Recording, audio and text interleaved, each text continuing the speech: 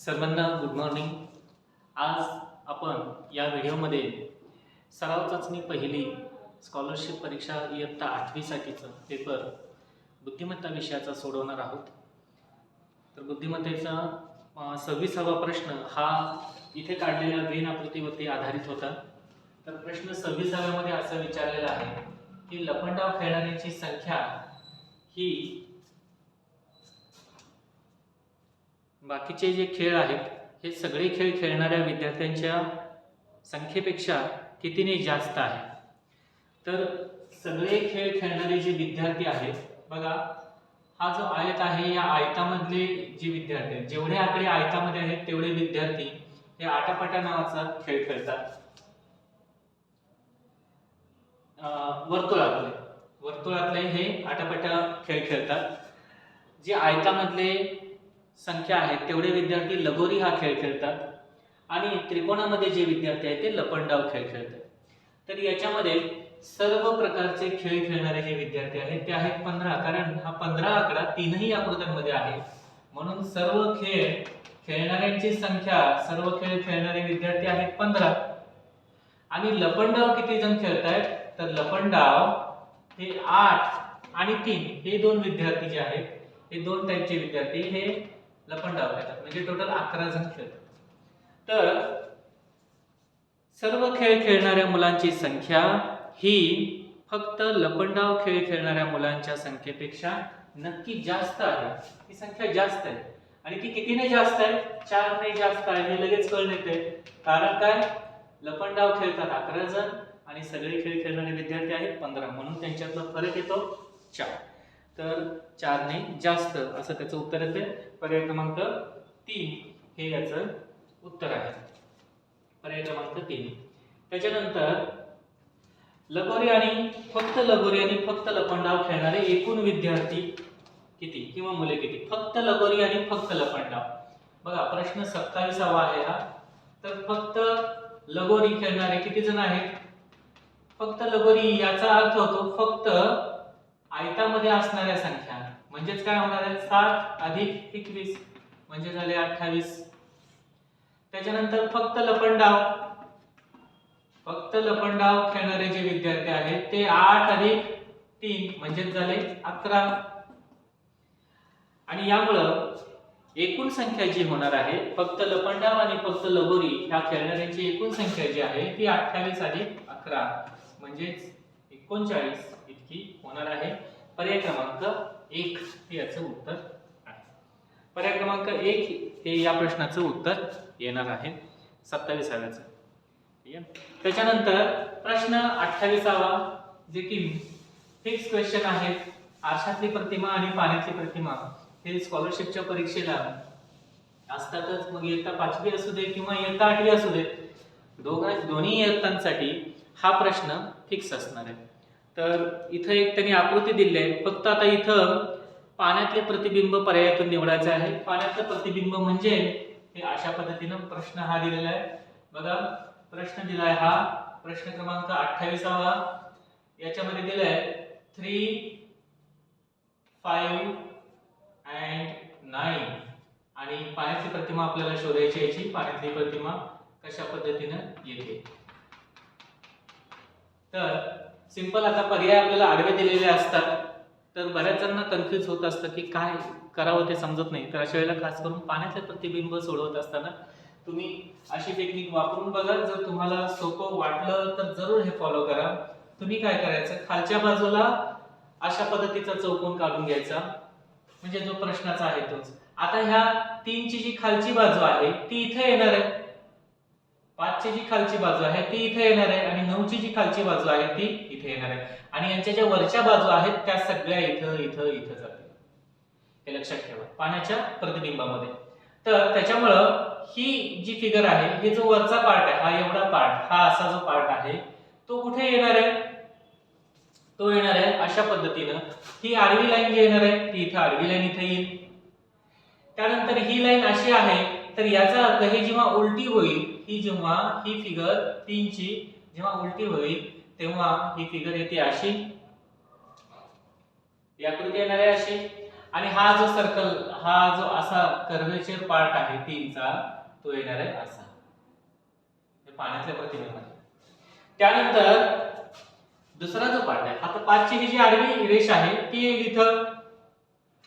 ही जी रेष आहे ही याच बाजूला राहणार आहे आणि हा जो सर्कल आहे हा असा झाल्यानंतर, हा असा होणार आहे 5. त्याच्यानंतर 9ची ही जी आडवी लाईन आहे ती येईल इथं. त्यानंतर ही उभी लाईन आहे, ही उभी लाईन येणार आहे इथं आणि हा सर्कल असल्यामुळे हा असाच राहणार आहे आणि म्हणून हे असं येणार आहे. तर ही जी आकृती आहे ही आपल्याला पर्यायामध्ये दिसते, ती म्हणजे पर्याय क्रमांक 4 मध्ये दिसते. त्याच्यामुळे पर्याय क्रमांक 4 हे त्याचं करेक्ट उत्तर आहे प्रश्न 28चा. त्याच्यानंतर प्रश्न 29 मध्ये त्यांनी सेम परत एकदा प्रश्न विचारलेला आहे की आरशातली प्रतिमा शोधा. तर इथं शब्द दिलाय त्यांनी प्रथम, हा शब्द दिलाय आणि याची पाण्याची प्रतिमा आपल्याला शोधायची आहे. पाण्याची प्रतिमा. मग आता याची पाण्याची प्रतिमा जसं मी आता तुम्हाला सांगितलं तशी ही आकृती वेगळी काढून घेऊन तुम्ही अशा पद्धतीने अजून एक चौकोन काढा. किंवा जर तुम्हाला इमॅजिनेशन करून जर जमत असेल, सराव जास्त असेल तर नक्की तुम्हाला इमॅजिनेशनच फक्त कल्पना करूनच तुम्ही याचं उत्तर काढू शकता. नसेल जमत तर असं पण करून बघू शकता. आता हे जे खालचे जे पार्ट्स आहेत ते सगळे इथे येतील आणि हे जे वरचे पार्ट आहेत ते इथे येतील. त्याच्यामुळे पहिल्यांदा इथं हे वरची जी आपण रेष मारतो शब्दाची ती इथं लिहून घेतली रेष. त्याच्यानंतर हा जो वरचा पार्ट आहे तो खाली येणार आहे माहिती आहे आणि हा जो खालचा पार्ट आहे हा इथे येणार आहे. त्याच्यामुळं ही जी रेष अशी आहे, ही उभी रेष जी आहे, या उभ्या रेषा पहिल्यांदा काढून घेतल्या. या उभ्या रेषा अशा, ही पण ही थ ची उभी रेष आणि ही म ची उभी रेष. काही शंका नाही. त्याच्यानंतर आता ही उभी रेष तर इथं काढलेली आहे. आता प चा जो हा वरचा भाग आहे तो जाणार आहे खाली. त्याच्यामुळं हा पार्ट येणार आहे असा प आणि हा जो पार्ट आहे तो इथे येणार आहे. र चा जो लफर आहे तो अशा पद्धतीने. त्यानंतर थ चा जो पार्ट आहे तो असा. त्याच्यामुळे इथे येणार आहे हा सर्कल.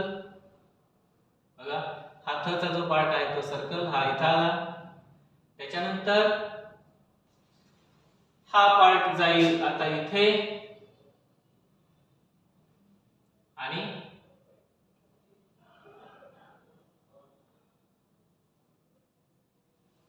प्रथ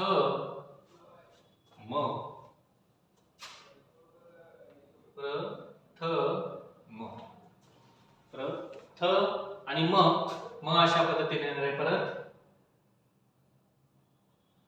म चा हा पार्ट इथे.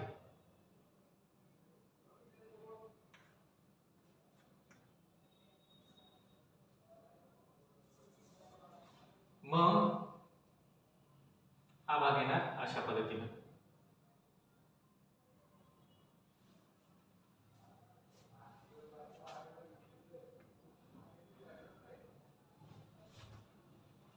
प्रथम.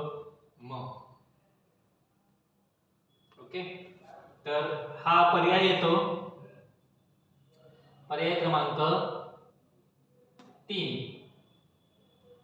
पर्याय क्रमांक 3 हे नाही, पर्याय क्रमांक 3 नाही, पर्याय क्रमांक 2 हे उत्तर बरोबर आहे. इथं पर्याय क्रमांक 2 हे उत्तर बरोबर येते. अशा पद्धतीने आपण थोडस विचार करून हे आरशातल्या प्रतिमा आणि पाण्यातल्या प्रतिमा सोडवू शकतो. सध्या इथं 2 प्रश्न हे पाण्यातल्या प्रतिबिंबाचे आले होते, त्याच्यामुळं हे 2 प्रश्न अशा पद्धतीने आपण सोडवलेले आहेत. 2 मध्ये सुद्धा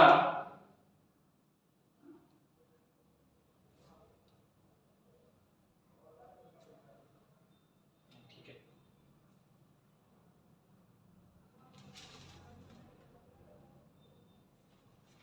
बरोबर आहे 2. बघा तुमचं काय आहे उत्तर बघा, प्रथम. अशा पद्धतीने आपण 2 प्रश्न सोडवलेले आहेत. ठीक आहे. प्रश्न क्रमांक 30.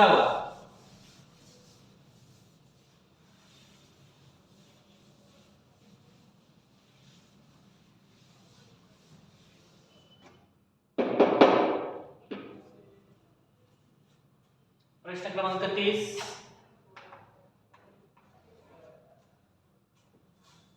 पहिल्या पदाचा दुसऱ्या पदाशी जसा संबंध आहे तसाच संबंध तिसऱ्या पदाचा चौथ्या पदाशी आहे. हे लक्षात घेऊन प्रश्नचिन्हाच्या जागी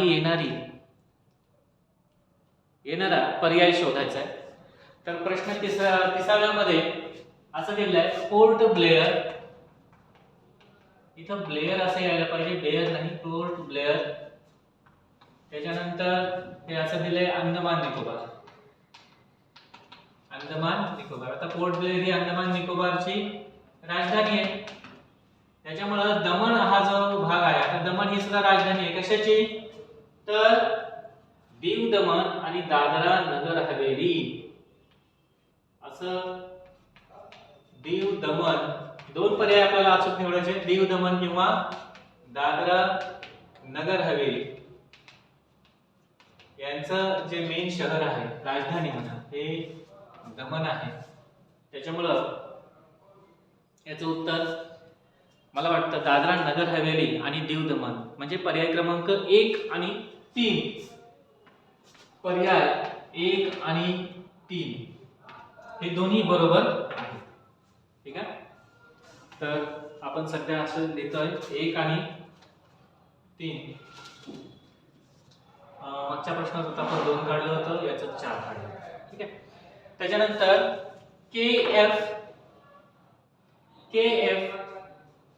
बघा, सहसंबंध बघायचा आहे. जसा पहिल्या दोघांमध्ये संबंध आहे तसाच इकडे बघायचा आहे. KE याला F असा संबंध दिलाय आणि UO याला डॅश असा संबंध दिलेला आहे. आता K आणि E मध्ये नेमकं काय फरक आहे बघा. K A B C D E F G H I J K. K आणि E यांच्यामध्ये नेमका डिफरन्स किती आहे बघूया. बघा, K चा नंबर कितवा येतोय? A B C D E F G H I J K. K चा नंबर आहे 11 आणि E चा नंबर आहे 5. म्हणजे जर आपण काउंटिंग करत गेलो तर K येतो 11th प्लेस वरती आणि E येतो 5th प्लेस वरती. आता या दोघांच्यातला जर डिफरन्स घेतला आपण तर तो येतो 6 आणि F चा नंबर बघा केवढा आहे. A B C D E F आला 6. A B C D E F म्हणजे या दोघांच्या फरका एवढं अंकाचा जो काही लेटर असेल तो इथं घ्यायचा. असंच जर आपण U चं बघितलं तर U चा नंबर आणि O चा नंबर शोधायचा, त्यांच्यातला फरक घ्यायचा आणि त्या फरकाच्या अंकाचा जो लेटर असेल तो घ्यायचा उत्तर म्हणजे. तर U चा आकडा असतो, U कितव्या नंबरला असतो? U V W X Y Z. बघा, U V W X Y Z हा असतो 26वा लेटर, हा 25वा, 24वा, 23, 22 आणि 21. तर U असतो 21वा. त्यानंतर पाठीमागे गेलं T U, त्यानंतर P Q R S T, त्यानंतर L M N O P O या. बघा, इथं आपल्याला O भेटतोय. तर इथं 21 आहे U ला, T ला 20, 19, 18, 17, 16 आणि 15. इथे येते 15. म्हणजे 21 आणि 15 असं उत्तर येतंय. 21 आणि 15. 21 मधून 15 गेले, परत 6च उरतायत. ठीक आहे, परत 6 उरतायत. तर इथं काय करावं लागेल? परत 6च उरतायत. परत एकदा बघू. U 21 नंबर बरोबर आहेत का? U चा 21, V चा 22, W 23, X 24, Y 25, Z 26. P Q R S T U तर 20, 19, 18, 17, 16, 15. U 15. इथं 6च फरक येतोय. तर 6 फरक येणार. आता इथं लेटर कोणतं आहे? 6. 6चं परत F तर दिलेलं नाहीये, तर त्याच्यामुळे आपल्याला दुसरं काहीतरी शोधावं लागेल. आता 6च्या पाड्यातली दुसरी कुठली संख्या आहे का इथं?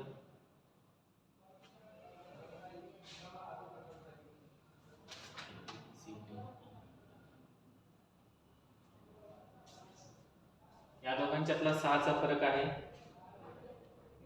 KFUO.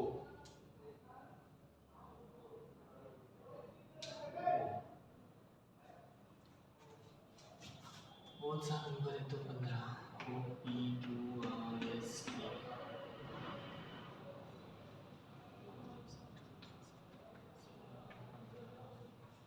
ओ 19 18 17 16 15 आणि 14.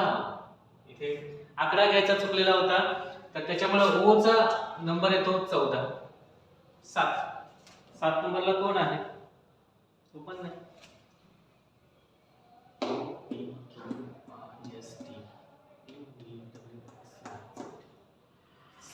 सात नंबरचं सुद्धा लेटर दिसत नाही इथं.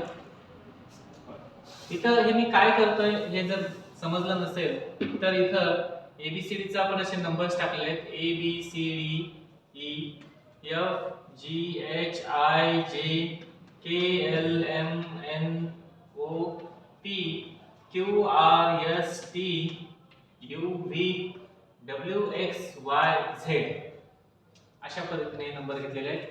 21 आणि 14 याच्यातला डिफरन्स येतो बघा. ओ कितव्या नंबरला येत आहे? 1 2 3 4 5 6 7 8 9 10 11 12 13 14 15 15च येते.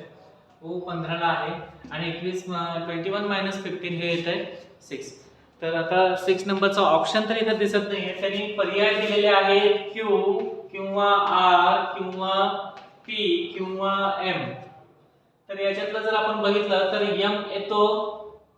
हा 14 आहे तर हा झाला 13 सॉरी हा 15 आहे तर 14 आणि हा 13.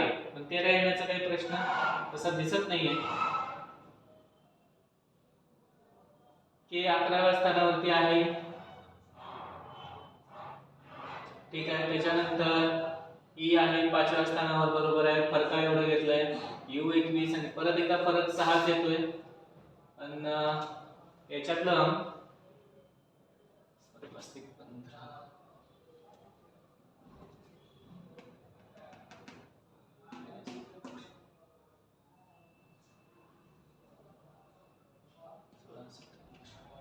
16 17 ठीक आहे. तर इथं 6च्या फरकानुसार जर घेतलं तर 6च्या फरकाचा तर पर्याय कुठला नाहीये. पण जर 6चा पाढा असं जर आपण घेत असू तर याचा आर उत्तर येऊ शकतं. कारण ओ चा नंबर आहे 15 16 17 18. तर सध्या आपण आर आहे असं मानूया. कारण याचं उत्तर काय म्हणता येईल, याचं उत्तर सध्या कन्फर्म नाही. याला स्टार करून ठेवू. या प्रश्नाचं उत्तर आपण नंतर पाहू. याचं काही सुचतंय का दुसरं, किंवा तुम्हाला जर सुचलं असेल तर मला जरूर कमेंट करून सांगा. त्याच्यानंतर प्रश्न 33 बघा. जेव्हा परीक्षेमध्ये अशा पद्धतीनं बऱ्याचदा होतं की एखादा प्रश्न आपल्याला सुचत नाही तेव्हा त्याच्यामध्ये फारसा वेळ न घालवता लगेच पुढचा प्रश्न सोडवायला घ्यावा. कारण एकतर परीक्षेमध्ये आपल्याला लिमिटेड वेळ असतो आणि दिलेल्या वेळेमध्येच आपल्याला पूर्ण पेपर कव्हर करायचा असतो. त्याच्यामुळे फारसा वेळ तिथं वाया घालवायचा नाही. 2-3 वेळेस प्रयत्न जरूर करायचे आणि जर नसेलच जमलं तर थोडा वेळ त्याला त्या पर्यायाला बाजूला ठेवायचं. पण जेव्हा आपण नवीन प्रश्नाची सुरुवात करू, परत तो प्रश्न नवीन प्रश्न जेव्हा सोडवू तेव्हा त्या नवीन प्रश्नाचं उत्तर त्याच्या अंकाच्या समोरच लिहितंय का ह्याची काळजी घ्यायची. ठीक आहे. प्रश्न 33 बघू आपण. काय बघा, प्रश्न आकृती आहे आणि याच्यातला पण सेम तसाच संबंध शोधायचा आहे. पहिल्या 2 आकृतीतला जो संबंध आहे तोच पुढच्या 2 आकृतीमध्ये शोधायचा आहे. पहिल्या आकृतीमध्ये ही अशी आकृती आहे. याच्यातला संबंध याच्याशी असा दाखवलेला आहे की हे 2 लाईन अशा झाल्या आणि ही जी मधली लाईन होती ही गेली इथे. आता त्याने दुसरा जो आपल्याला प्रश्न दिलाय की ह्याचा संबंध शोधा, तर त्याच्यामध्ये असं दिलंय हे यू असा शेप काढलाय, हे असं काढलंय. आता याच्यात काय करणार, याच्यात आडवी रेष तर नाही दिलेली आपल्याला. म्हणजे एक वरची लाईन जी आहे ती आडवी रेष खाली येईल असं जर म्हटलं तर तसं काही दिसत नाहीये. किंवा याला काय म्हणता येईल,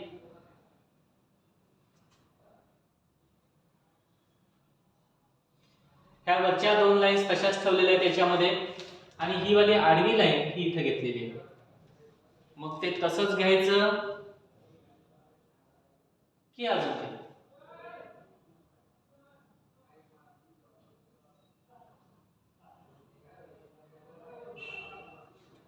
आकृती उलटी तर करून बघता येत नाहीये. याच्यामध्ये सुद्धा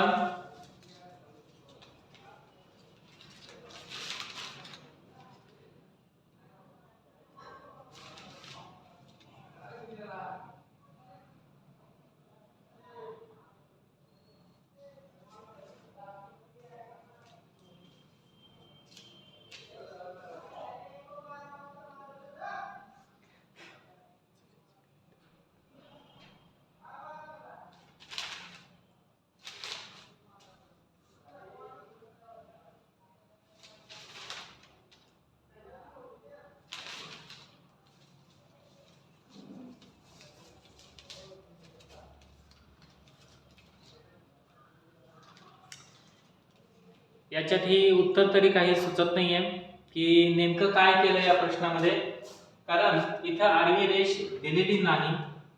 याचं उत्तर सध्या याला पण मी स्टार करून ठेवतो. आधीच्याचं उत्तर मला सुचलेलं आहे. प्रश्न 32वा जो होता याच्यामध्ये पाठीमागे त्यांनी एबीसीडी दिलेली आहे बघा. त्या पद्धतीने आपण खरं तर एबीसीडी मांडून घ्यायला पाहिजे. बघा ए बी सी डी आधीच्या प्रश्नाचं उत्तर बघा. त्याच्यानंतर F G H I J, त्यानंतर K L M N O, त्याच्यानंतर P Q R S T, त्यानंतर U V W X Y अशा पद्धतीने त्यांनी दिलेलं आहे.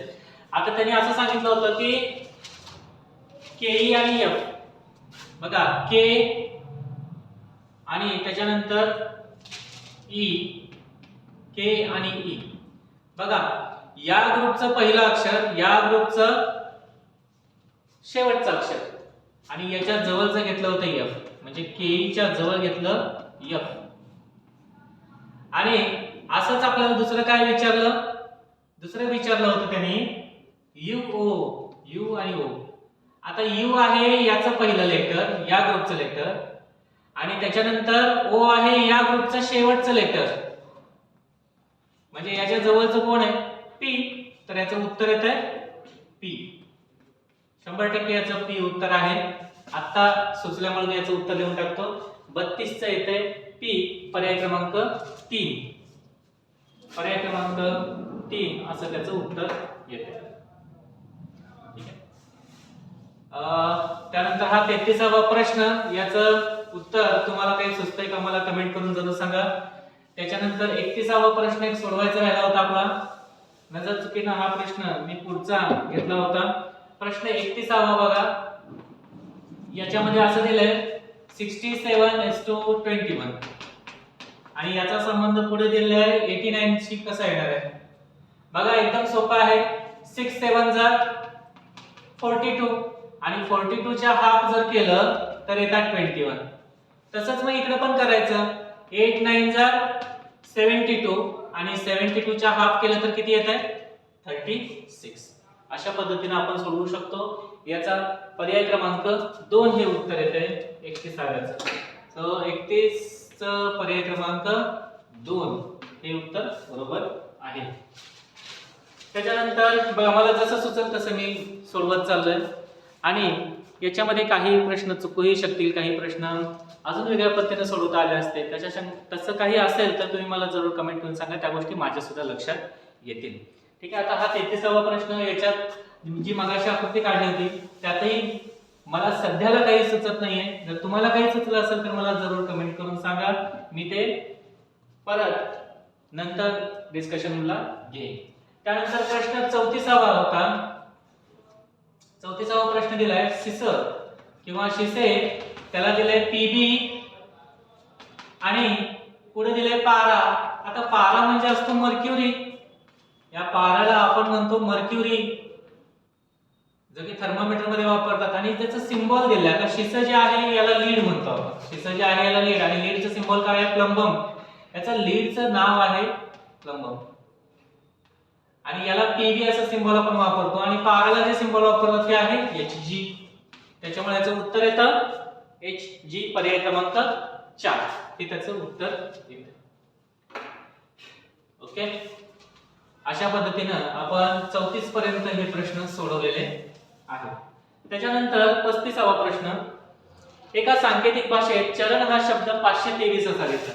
बघा 35 ते 36 म्हणजे 35 आणि 36 हे प्रश्न सोडवायचे. तर याच्यामध्ये चरण हा शब्द असा लिहिला जातो 523 असा.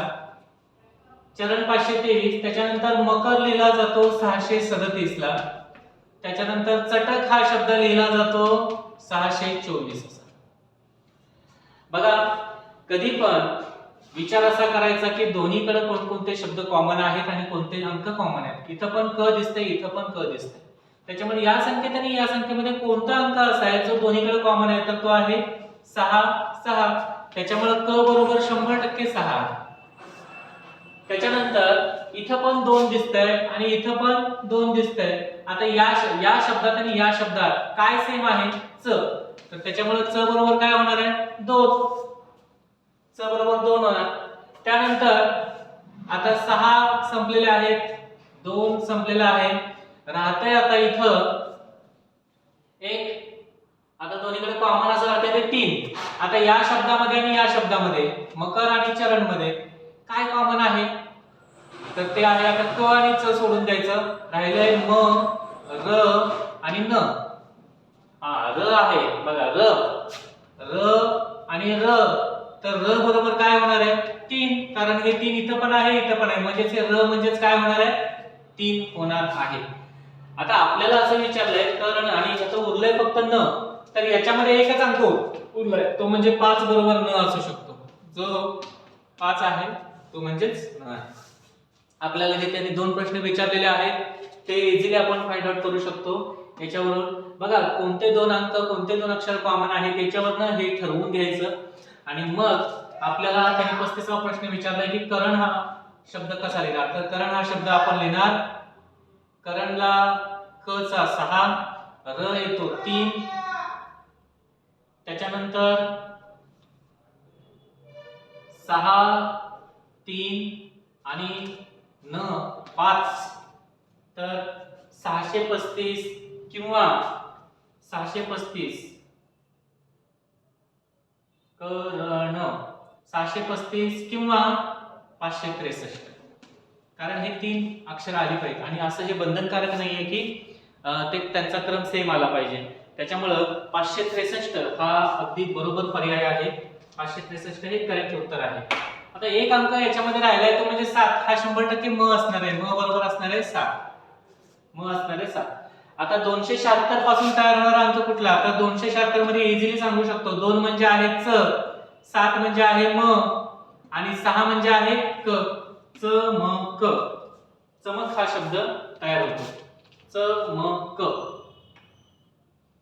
चमक.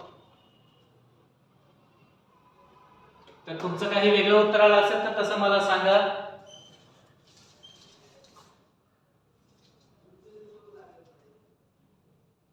सध्या माझं उत्तर हे असं आलेलं आहे. म म्हणजे 7 बरोबर आहे. 6 म्हणजे 6 आपण कशाला घेतलंय? क ला घेतलेलं आहे. 6 क ला घेतलेलं आहे. बरोबर आहे. तर माझे उत्तर असे आहे करण म्हणजे 563 आणि चमक 276 म्हणजे चमक असं उत्तर आलेलं आहे. तर हे 2 पर्याय बरोबर आहेत असं वाटतंय. त्याच्यानंतर 37वा प्रश्न बघा. प्रश्न 37.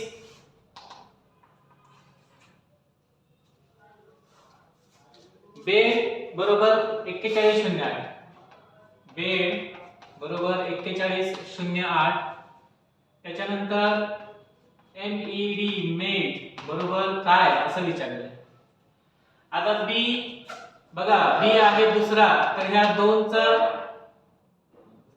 दुप्पट, 2 ची दुप्पट होते 4. त्याच्यामुळे इथे लिहिलंय 4. 2 ची दुप्पट होते 4. ई आहे 5. 5व्या नंबरवरती ई असतो. 5 ची दुप्पट झाली 10. डी असतो 4. त्याच्यामुळे 4 ची दुप्पट झाली 8. 4 ची दुप्पट झाली 8. तर अशा पद्धतीने आपण सोडवू शकतो. बघा बीएड बीईडी याच्यामध्ये याची दुप्पट, याची दुप्पट लिहिली 4. ह्याचा अंक असतो 5. ह्याची दुप्पट लिहिली 10 आणि डी असतं चौथ्या नंबरला म्हणून याचा अंक लिहिला 8. तर तसंच आपण एमईडी चं सुद्धा करू शकतो. मग अशा आपण पाहिलं होतं एम आहे 11 12 13 हा असतो 13व्या अंकाला, त्याच्यामुळे ह्याची दुप्पट किती होते 26. ई असतो 5व्याला म्हणून इथे ह्याची दुप्पट झाली 10 आणि डी असतो 4थ्याला म्हणजे ह्याची दुप्पट झाली 8. तर 26 10 8 26 10 8 म्हणजे पर्याय क्रमांक 3 हे याचं उत्तर आहे. 26 10 8 हे याचं उत्तर आहे. तुमचं हे उत्तर सेम आलंय का बघा. उत्तर येतंय 2 6 1 0 8 पर्याय क्रमांक 3 असं याचं उत्तर आहे. प्रश्न 37वा. त्याच्यानंतर प्रश्न 38वा बघा. प्रश्न 38 आरशातली प्रतिमा पर्यायातून निवडा. परत एकदा तोच शब्द दिलाय बी ई डी आणि आरसा ठेवलाय इथं. आता याची प्रतिमा आहे मग इथं काढायचा बॉक्स अशा वेळेला. आता हा जो डी आहे हा इकडे दिसणार आहे आपल्याला. डी येणार इकडे त्याच्यामुळे ही लाईन जाणार इकडे. आता राईटचं लेफ्ट होईल लेफ्टचं राईट होईल त्याच्यामुळे डी इथं जाणार हे असं येणार. डी इकडे येणार. ई ची ही उभी लाईन इकडे जाणार हे असं येणार. त्याच्यानंतर ही बी ची उभी लाईन अशी जाणार आणि हे अशा पद्धतीने येणार. म्हणजे असा दिसणारा पर्याय एकमेव आहे आणि तो म्हणजे पर्याय क्रमांक 4 हा हे उत्तर बरोबर आहे. पर्याय क्रमांक 4 हे याचं उत्तर. एकदम सिंपल प्रश्न हा होता प्रश्न क्रमांक 38. अशा पद्धतीने आपण 38 प्रश्न सोडवलेले आहेत. पुढचा बघा खालील 39वा प्रश्न. खालील आकृतीतील कागदाला घडी घालून छायांकित केलेल्या ठिकाणी कापून उलगडल्यास त्याचा आकार कोणत्या पर्यायातील आकृतीसारखा दिसेल. पर्यायातील कोणत्या आकृतीसारखा दिसेल तर इथं त्यांनी एक अशी आकृती दिलेली आहे. त्याच्यानंतर याचे असे 4 पार्ट केलेले आहेत. यामध्ये इथं स्क्वेअर इथं अशा पद्धतीनं कटिंग केलेलं आहे. इथं सेमी सर्कल कटिंग केलेलं आहे. इथं त्रिकोणात कटिंग केलेलं आहे आणि इथं हे अशा पद्धतीने कटिंग केलेलं आहे. अशा पद्धतीने ठीक आहे. तर ह्याची ही जे हा जो कागद आहे हा घडी केलाय आणि एवढीच पाकळी ठेवली आहे. ही वर्तुळ पाकळी एवढीच तयार केली आहे आणि आता हे जे असं मी डार्क केलेलं आहे इथं हे एवढे कटिंग केले आहेत. ह्या साइडचं इथं कट केलेला आहे हा पेपर आणि आता हा जेव्हा मी कागद उलगडेल तेव्हा एक विशिष्ट प्रकारची नक्षी तिथं तयार होईल आणि मला वाटतं की ही नक्षी अशा पद्धतीची असणार आहे. ती म्हणजे हे असे 2 डायमीटर्स येतील आणि इथं बघा इथं सेमी सर्कल आहे. जेव्हा ही घडी उलगडली जाईल तेव्हा इथं एक सर्कल तयार होईल आणि इकडे एक सर्कल तयार होईल. कारण हे 2 आहेत बरोबर. इथं 2 पदर आहेत त्याच्यामुळं इथं हे 2 सर्कल तयार होतील. म्हणजे हे हॉलो स्पेसेस आहेत. मोकळ्या जागा आहेत ह्या मोकळ्या जागा आहेत. त्याच्यानंतर हा जो मधला पार्ट आहे हा तर अशा पद्धतीने रेक्टँगल तयार होणार आहे. हे तर फिक्स आहे. हे सगळ्यांनाच कळलं असणार आहे. इथं रेक्टँगल तयार होणार आहे. त्याच्यानंतर हे जे त्रिकोण आहे हे त्रिकोण आतल्या बाजूला असणार आहे. फक्त आता हे त्रिकोण कुठे तयार होते तर पहिला वाला त्रिकोण तर 100% होणार आहे.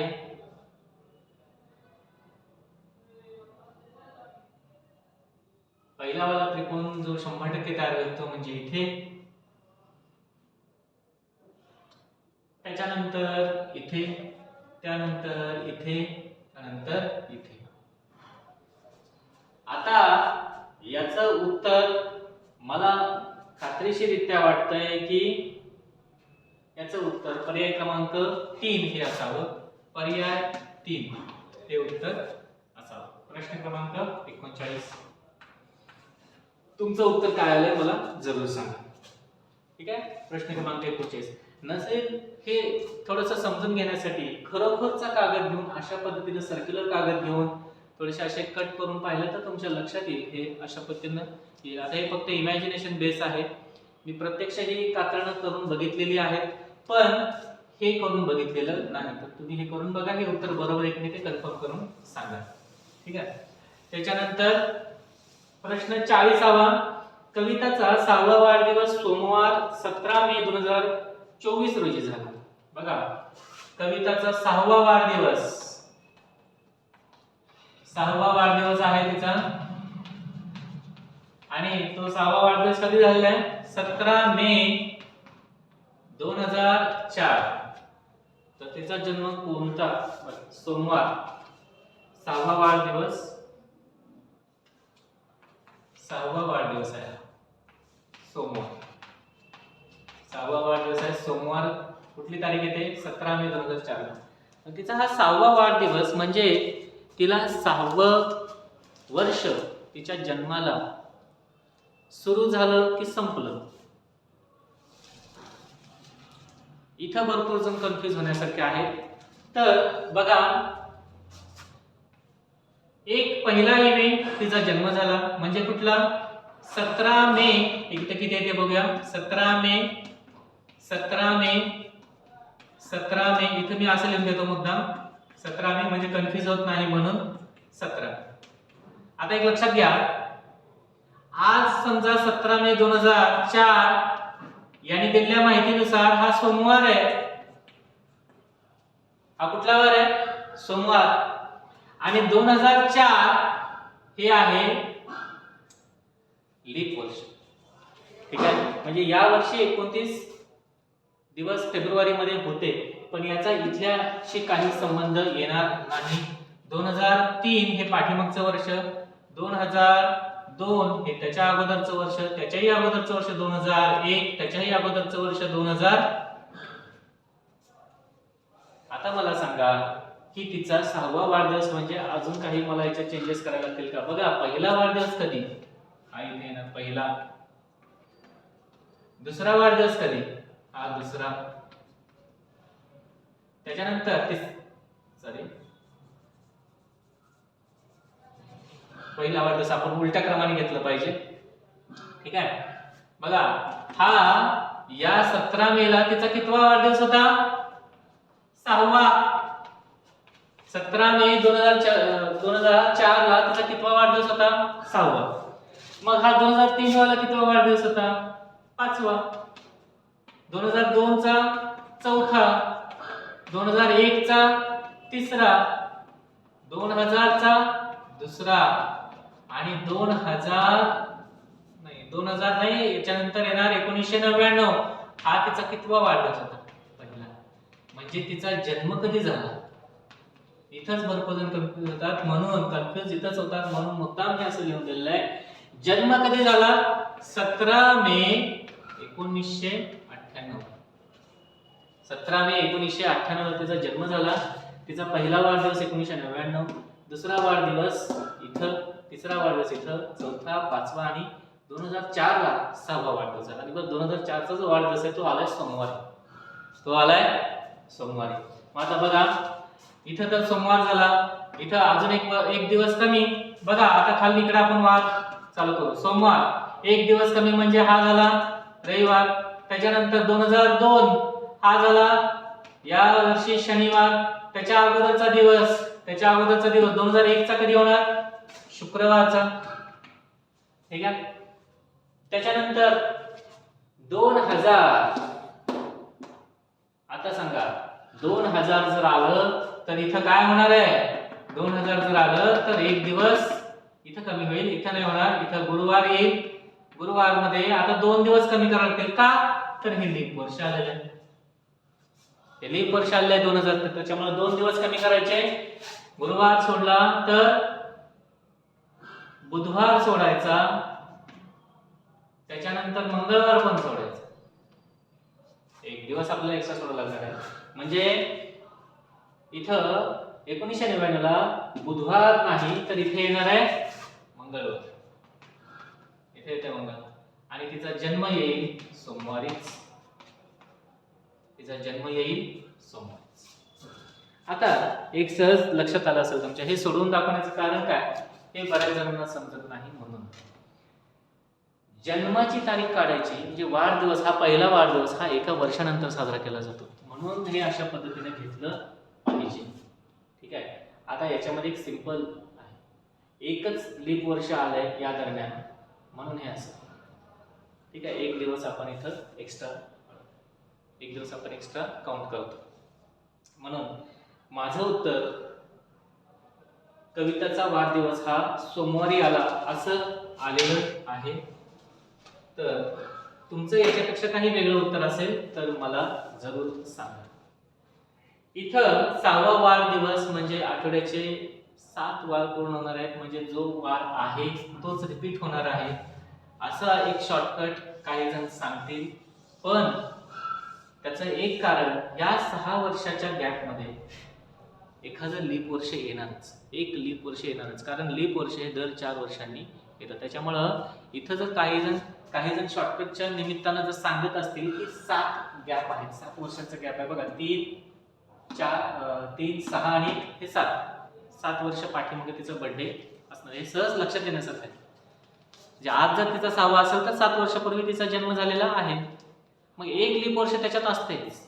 त्याच्यामुळे आहे तो वार रिपीट होणारच असं काही जण शॉर्टकट सांगतील. पण तो नेमका कसा येतो याचं एक्सप्लेनेशन हे इथे दिलेलं आहे, हे व्यवस्थित नोट करून ठेवा. आणि जन्म व्यवस्थित लक्षात ठेवा. चला, जन्म हा अगोदर घ्यायचा असतो, 1 वर्ष अगोदर, आणि जन्माच्या 1 वर्षानंतर आपण पहिला वाढदिवस साजरा करत असतो, ही गोष्ट लक्षात ठेवायची. ठीक आहे. त्यानंतर 41 बघा, क्वेश्चन नंबर 41. 1 ला पळण्यासाठी तयार राहा, 1 ला पळण्यासाठी तयार राहा, 3 ला उठा, 5 ला पळा, 7 ला थांबा. याप्रमाणे सरांनी मुलांना सूचना दिली. तर खालील सूचनांचे निरीक्षण करून उठण्यापूर्वी तयार राहिले असे किती वेळा झालेले आहे. उठण्यापूर्वी तयार राहिले बघा, 1 म्हणजे काय आहे, 1 म्हणजे तयार व्हा, 1 म्हणजे तयार व्हा, 3 म्हणजे उठा, आणि 5 म्हणजे पळा, 5 म्हणजे पळा, आणि 7 म्हणजे थांबा. आता हे बाकीच त्यांनी सांगितलंय खरं, पण आता आपल्याला बघा काय त्यांनी एक सिक्वेन्स दिलेला आहे. 1 3 5 7 1 5 7 3 1 7 5 1 3, त्याच्यानंतर 7 1 77 37 1 7 7 1 3 5 1 1 3 5 1 3 7 1 5 1 7 3 1 3 5 7 5. तर त्याने असं विचारलेलं आहे की उठण्यापूर्वी तयार राहिले, उठण्यापूर्वी तयार राहिले. तर उठण्यापूर्वी तयार म्हणजे 3 च्या अगोदर 1, 3 च्या अगोदर 1 बघायचंय, 3 च्या अगोदर काय आलं पाहिजे, 1. असं किती वेळेस झालेलं आहे असं विचारलेलं आहे. तर 3 च्या अगोदर 1 बघा, म्हणजे थोडक्यात 13 अंक शोधा, 13 अंक शोधा. 3 च्या अगोदर 1 म्हणजेच काय, 3 च्या अगोदर 1 म्हणजेच काय, 13. तर 13 कुठे दिसते तिथे अंडरलाईन करा. 1 इथं बघा, 3 च्या नंतर आहे, 3 च्या अगोदर पाहिजे, 2, त्यानंतर 3, त्यानंतर 4, त्यानंतर 5. असं किती वेळा झालेलं आहे, 5 वेळा झालेलं आहे. तर याचं उत्तर येतं 2, पर्याय क्रमांक 2 हे याचं उत्तर आहे. ठीक आहे. उठण्याच्या अगोदर तयार राहिलं असं किती वेळा झालंय, म्हणजेच काय, 3 च्या अगोदर 1 आलेलं आहे. तर असं किती वेळा झालंय, 13 13 13 आपण शोधत गेलो आणि लगेच सापडलं 5 वेळेस, म्हणून उत्तर येते 5 वेळेस. ठीक आहे. एकदम सोपा प्रश्न आहे, व्यवस्थित समजून घ्यावा. त्याच्यानंतर क्वेश्चन नंबर 42 बघा, या दिलेल्या शब्दांपासून जे तुमच्या समोर शब्द दिले त्याच्यापासून हा शब्द तयार होतो, गोविंदाग्रज. गोविंदाग्रज हा शब्द असा तयार होतो. लेखक होते आणि यांचं नाटकाचं नाव होतं एकच प्याला. एकच प्याला हे त्यांचं नाटक होतं, गोविंदाग्रज.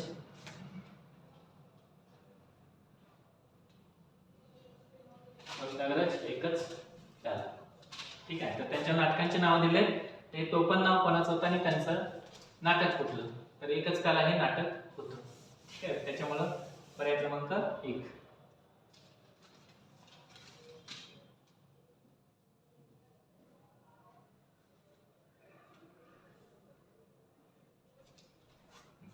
नेक्स्ट बघा, गटात न बसणारे पद ओळखा. मग इथं प्रश्न क्रमांक 43 बघा, गटात न बसणारे पृथ्वी बुध गुरु आणि शुक्र. पृथ्वी बुध गुरु आणि शुक्र. तर याच्यामध्ये सजीव सृष्टी फक्त पृथ्वीवर आहे म्हणून पृथ्वीच वेगळी आहे. याच्यातलं पर्याय क्रमांक 1 हे उत्तर आहे, पृथ्वी. कारण पृथ्वीमध्ये सजीव सृष्टी अस्तित्वात आहे बुध, गुरु, शुक्र यांच्यावरती. हे सगळे ग्रहांचीच नाव आहेत, त्याच्यामुळे याच्यात वेगळं असं कोणी नाही आहे. तर बाकीच्यांवरती सजीव सृष्टी नाही आहे, पृथ्वीवरती सजीव सृष्टी पाणी अवेलेबल आहे म्हणून पृथ्वी वेगळी. त्याच्यानंतर क्वेश्चन नंबर 44, 6487. त्याच्यानंतर दुसरा पर्याय दिला आहे 4264. त्याच्यानंतर तिसरा पर्याय आहे 1436. चौथा पर्याय आहे 7597. आता हे चार पर्याय असे दिले. आता जर तुमच्या सहज ध्यानात आलं तर बघा इथं काय होईल, 64 यांची बेरीज होते 10 आणि यांची बेरीज होते 15. या दोघांच्यातला फरक किती झाला, 5चा. यांची बेरीज इथं होते 6, इथं होते 10. यांच्यातला फरक झाला 4चा. यांची बेरीज इथं झालं 5, इथं झालं 9. यांच्यातला फरक 4चा. यांची बेरीज केली, इथं आलं 12, 9 आणि 7 16. यांच्यातला फरक काढला 4. आता ह्याच्यात 4 फरक आहे, 4 फरक आहे, 4 फरक आहे आणि याच्यामध्ये मात्र 5चा फरक आहे. म्हणून उत्तर येत आहे पर्याय क्रमांक 1. याचं उत्तर येत आहे पर्याय क्रमांक 1. हे उत्तर येते 6487 हे त्याचं उत्तर. त्यानंतर क्वेश्चन नंबर 45, AYX. त्याच्यानंतर OKL. त्याच्यानंतर TFE. त्यानंतर LNM असं दिलेलं आहे AYX. तर A, Y आणि X म्हणजे उलट घेतलेलं आहे बघा, रोटेशन उलट घेतलेलं आहे. Y पर्यंतच याच्यामध्ये शब्दमालिका घेतलेली आहे किंवा अक्षर मालिका घेतलेली आहे. त्यानंतर OKL, OKL ठीक आहे. AYX, त्यानंतर AYX, त्याच्यानंतर OKL. त्यानंतर आपल्याला पुस्तक पेपर मध्ये हे दिलेलं पण आहे. त्यानंतर TFE,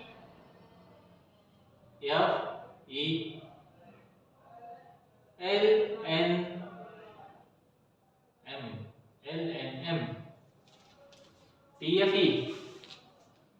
TFE काही दिसत नाहीये याच्यामध्ये, असं सिमिलर असं काही दिसत नाहीये. तर असं बघता येईल बघा, A चा नंबर आहे 1, ह्याचा आहे 25 म्हणून x किती घेतलाय 24. बेरीज वजाबाकी करू शकताय. A आहे 1, y आहे 25. आता याच्यात कसं येतंय का बघू. O चा येतोय नंबर 15वा, K चा नंबर आहे 11वा आणि L चा नंबर आहे 12वा. याच्यात काही येतंय का सिमिलर, नाही. आता इकडे बघू तोपर्यंत यांचे नंबर टाकून घेऊ. इथं येतोय 15 आणि हा झाला 20.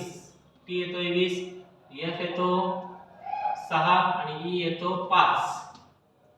तर याच्यातही काही दिसतंय का बघा, काही सिमिलॅरिटी दिसते का बघायची, काही बेरीज वजाबाकी असं करता येते का बघायचं. LNM, L आहे 12, N आहे 14 आणि M आहे 13. ठीक आहे, 12 13 14. या दोघांची बेरीज 25 होते. कोणत्या तरी दोघांची बेरीज तिसऱ्या वेळी येते का, इथं पण नाही येत आहे, इथं पण येत नाही.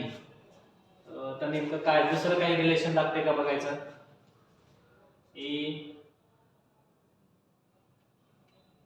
किंवा सगळ्यांची बेरीज सेम येते का असं पण बघा. हे 49 आणि हे 50 होतात, हे 30 30 आणि 38 26 31.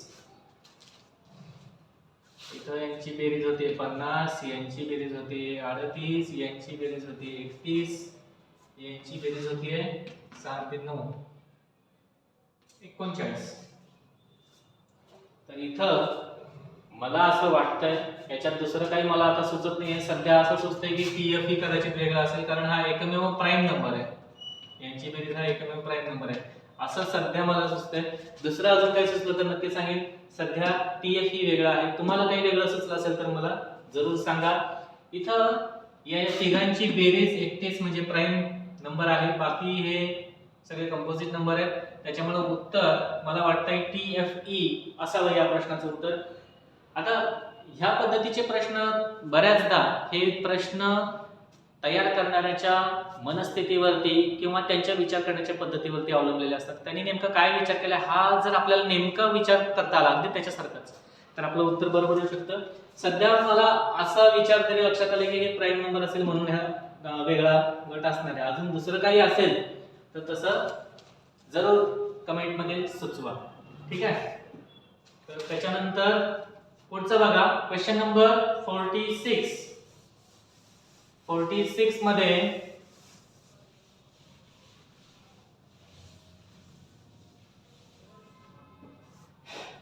क्वेश्चन नंबर 46 बघा. त्याच्यामध्ये दिलंय आशिया, अर्जेंटिना, आफ्रिका आणि ऑस्ट्रेलिया. आता आशिया हा एक खंडाचं नाव आहे, आफ्रिका हे सुद्धा खंडाचं नाव आहे, ऑस्ट्रेलिया हे सुद्धा खंडाचं नाव आहे, अर्जेंटिना हा देश आहे. त्याच्यामुळे याचं उत्तर येत आहे अर्जेंटिना. पर्याय क्रमांक 2 याचं उत्तर येते अर्जेंटिना. अर्जेंटिना हा वेगळा शब्द आहे. त्यानंतर प्रश्न 47वा वेगळी आकृती ओळखायला सांगितलेली आहे. बघा 4 आकृत्या अशा दिलेल्या आहेत आणि चारही आकृत्यांमध्ये काय वेगळं पण दिसतंय बघा.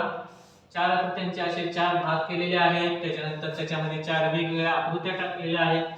इथं आकृती आहे अशी, बाहेर येणारा एरो हे आहे टी, इथं आहे एस, इथं आहे ओ, त्यानंतर ओ. अशा पद्धतीनं हे असे भाग केलेले आहेत. थोडेसे तिरके आहेत. तर इथं आहे असा एरो, इथं आहे टी, इथं आहे एस, इथं आहे ओ. सगळीकडे लेटर तर सेमच आहे, फक्त एरो मध्ये डिफरन्स असा होते. ओ, त्यानंतर टी, त्याच्यानंतर इथं एस, त्यानंतर इथं बघा इथं सुद्धा असं केलेलं आहे. इथं आहे असा एरो, इथं आहे टीचा एरो, इथं आहे एस आणि इथं आहे ओ.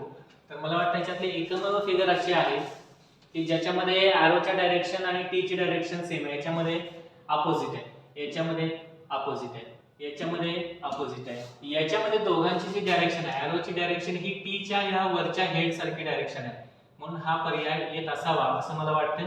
पर्याय क्रमांक 4 हे उत्तर बरोबर असणार आहे. ठीक आहे. पर्याय क्रमांक 4 हे उत्तर बरोबर आहे. त्यानंतर गटाशी जुळणारे पद ओळखा. गटाशी जुळणारे पद कुठले येते बघा. याच्यामध्ये गटाशी जुळणारे पद कुठले आहे?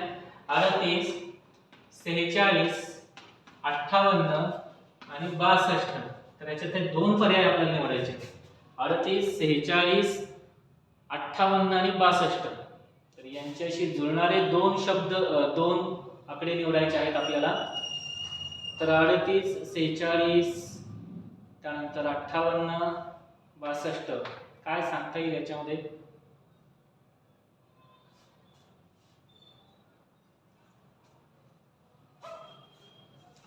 त्यांनी दिलेले पर्याय मी इथे लिहितो. 34, 82,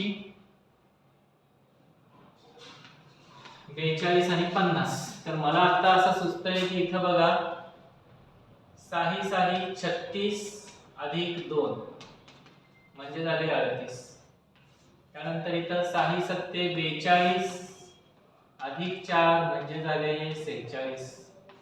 त्याच्यानंतर 6 90 54 अधिक 4 म्हणजे झाले 58.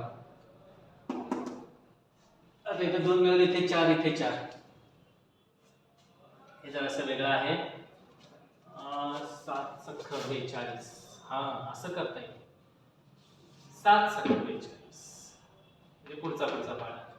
त्यानंतर इथं 8 सख्ख 48 आणि 8 सख्ख 48 आणि 6 नाही असं येत नाहीये. 11 10 13 8 नाही. अजून काही संबंध लागतोय?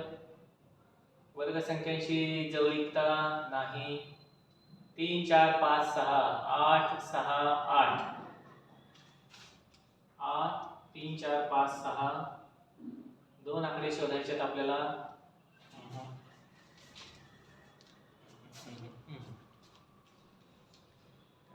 त्यानंतर नाही. 2 आकडे आपल्याला असे शोधायचे जे यांच्याशी जुळतील, या गटाशी जुळतील. आता 34 82 आता हे कोणत्या पाड्यात आहेत? 19 38 58 23 दुने 29 दुने 31. बघा सापडल्यासारखं आहे. थोडस बघू आपण. इकडे बघा 38 19 दुने 38. इथे येतंय 23 दुने 46. इथे येतंय 29 दुने 58. इथे येतंय 31 दुने 62. 31 दुने 62. बरोबर आहे. आता मला सांगा थोडक्यात मला काय म्हणायचं आहे की प्रत्येकाची दुप्पट करायची आहे. पण कसल्याची दुप्पट करायची?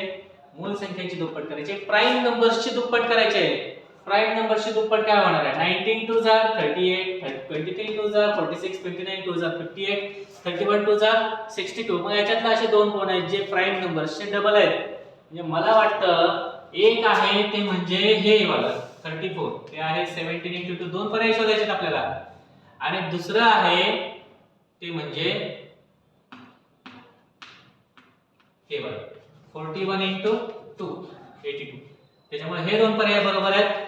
34 आणि 82 पर्याय क्रमांक 1 आणि 2 हे बरोबर आहे. पर्याय क्रमांक 1 आणि 2 हे बरोबर आहेत. ठीक आहे. तर त्याच्यानंतर पुढचं बघा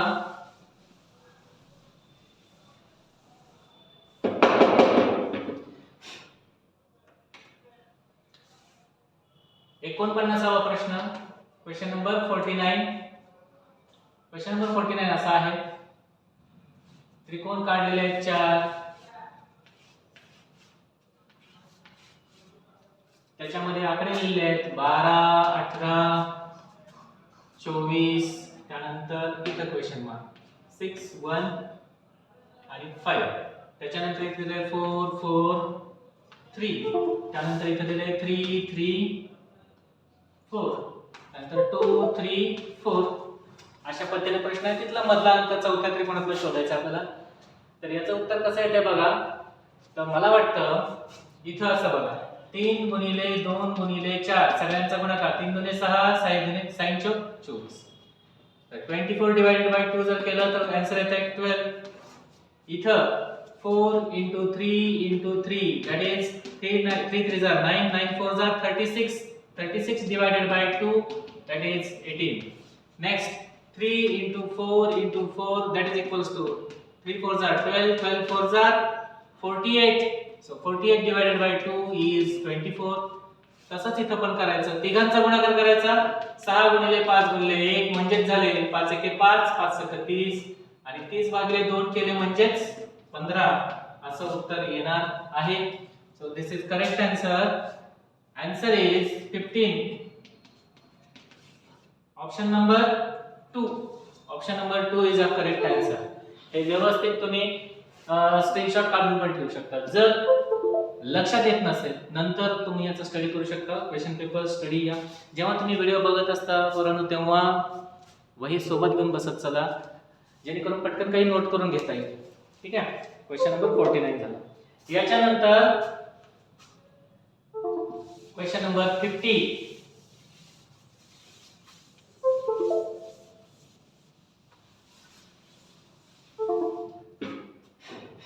क्वेश्चन नंबर 50. लपलेली आकृती शोधायची आपल्याला. तर त्यांनी क्वेश्चन फिगर अशी दिलेली आहे. एक सर्कल काढलाय. त्या सर्कल मध्ये हे असं एक लाईन अशी एक लाईन त्यानंतर हे असं त्यानंतर हे इथं पर्यंत येऊन परत हे असं आणि एक असं घेऊन आता याच्यातला लपलेला पार्ट शोधायचा आहे. तर मला इझिली अगदी लक्षात येण्यासारखा पार्ट दिसलाय तो म्हणजे पर्याय क्रमांक 3. हा वाला पार्ट मला तर दिसलेला आहे. तुम्हाला दिसलाय का बघा. ठीक आहे. हा सर्कलचा भाग आहे. हा सर्कलचा भाग आहे आणि तो आपल्याला इझिली दिसून जाईल. हा तर दिसतोय. अजून काही वेगळं आहे का? बाकीचं तर काही असं वाटत नाहीये किंवा हा पार्ट एवढा परफेक्ट नाही कारण असा एवढा सर्कल येत नाहीये. याचं करेक्ट उत्तर आहे हे वाला.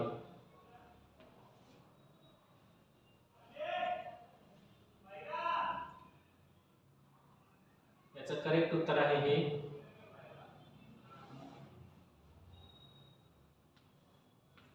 हा पार्ट आपल्याला दिसतो पर्याय क्रमांक 2 मधला. पर्याय क्रमांक 2, पर्याय 2 हा मला तरी दिसला पार्ट की लपलेली आकृती ही येते. तर त्याच्यामुळं हा प्रश्न आपण हे प्रश्नाचं उत्तर आपण पर्याय क्रमांक 2 म्हणतोय, क्वेश्चन नंबर 50. ठीक आहे. तर ह्या पेज वरती एक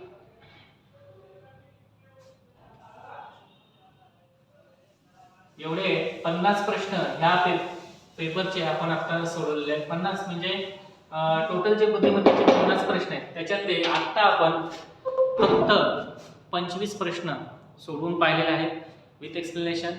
ज्या काही प्रश्नांमध्ये डाऊट असेल, तुमचं काही वेगळं उत्तर आलं असेल तर तसं पण मला कळवा नक्की कमेंटमध्ये, जेणेकरून त्याचं एक्झॅक्ट उत्तर हे सर्वांपर्यंत पोहोचावं. ठीक आहे. त्याच्यानंतर 51 ते जे 75 आहेत प्रश्न हे आपण पुढच्या व्हिडिओमध्ये बघूया, जेणेकरून व्हिडिओची लेंथ लिमिटेड राहील. 25 प्रश्न आपण एका व्हिडिओमध्ये कव्हर करतोय.